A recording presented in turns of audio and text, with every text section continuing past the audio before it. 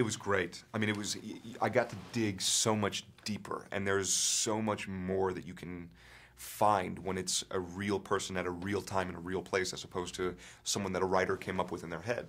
You know, both have their advantages because, you know, if it's not a real person, you can sort of fudge and create whatever sort of backstory you want for your character. But this was great because I got to go, okay, what was life like in 1902 when he was born? What was it like in 1927 when he got hired? What was it like in this year? What was going on in the time? And it gave me so much more stuff to dig through, which was a lot of fun.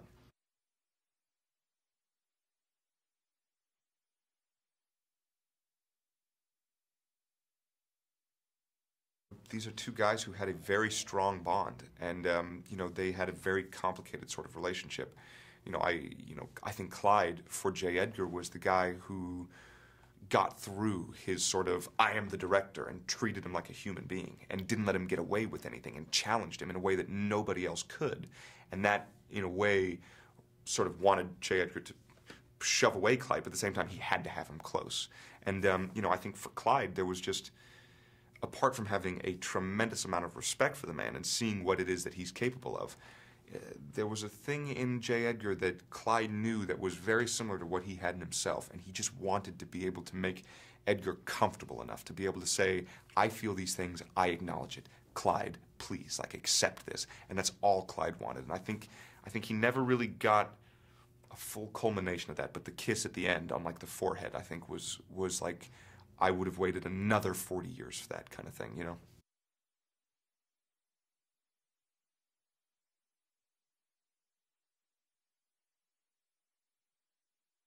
It was great. It was amazing getting a chance to spend so much time with a guy who's so respected and so good at what he does. You know, watching him go through his process on set was like, ooh, that's good. I'm gonna steal that for sure. You know, it's like he's a pro and he's been doing this a long time. And you know, I think it really helped for our relationship in the movie for me to have so much respect for him as an actor and to have so much, you know, respect for what he's done. I think that really played into sort of the Clyde and Tolson, or the Tolson Hoover relationship well.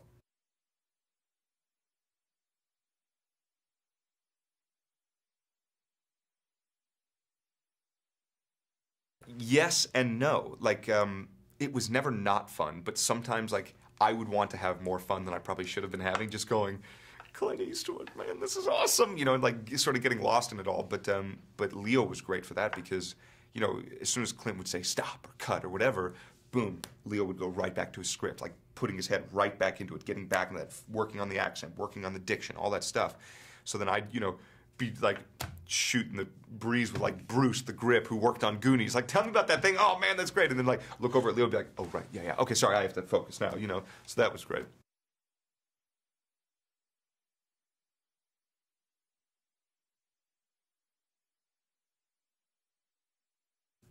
He is an incredibly underhanded director. Uh, and it's not for like a lack of effort or anything like that. It's just because he's created a team of people that he trusts illicitly.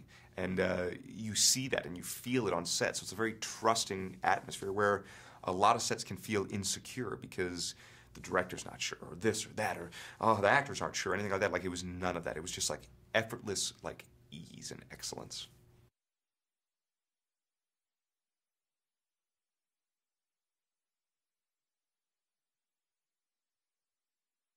I mean, at first, like, there's definitely like a starstruck aspect. I've never been around an icon like that before, and you know, you're aware of it when you first start dealing with him. But then, you know, very quickly you're like, oh, he's just the boss. Like, what's up, boss? You know, it's like you fall into sort of his world, and it's great.